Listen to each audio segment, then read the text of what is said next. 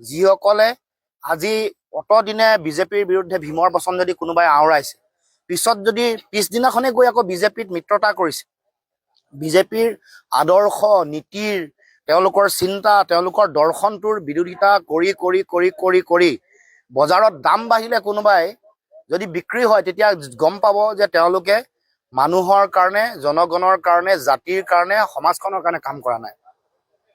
তেওঁলোকৰ স্বাৰ্থ ব্যক্তিগত স্বাৰ্থ। আমি ব্যক্তিগত স্বাৰ্থৰ ৰাজনীতি কৰিব কেতিয়াও খোজা নাই। সেই ৰাজনীতিৰ ঊৰ্ধ্বলৈ গৈ আমি কাম কৰিব খুজিছোঁ। সেইকাৰণে এটা গণমুখী, এটা জনমুখী ৰাজনীতিৰ পৰিৱেশ গঢ়ি তুলিবৰ কাৰণে আমাক আজি বহুতে উপহাস কৰিবলৈ চেষ্টা কৰিছে, কিন্তু মনত ৰাখিব, সততাৰ ৰাজনীতি দুদিন দেৰি হ'লেও এদিন নহয় এদিন জয়লাভ হ'বই। আৰু যিসকলে সততাৰে ৰাজনীতি কৰিছিলে, জনগণৰ পক্ষত থিয় হৈছিলে, সেইসকলহে মানুহ আজিও তেওঁলোক জিলিকি আছে। লোকপ্ৰিয় গোপীনাথ বৰদলৈ, বিষ্ণুপ্ৰসাদ ৰাভা, খগেন বৰবৰুৱা, যিসকলে জনস্বাৰ্থৰ কাৰণে ৰাজনীতি কৰিছিলে, সেইসকলৰ নামহে মানুহে লয় বা তেওঁলোকৰ কামকহে মানুহে সোঁৱৰে।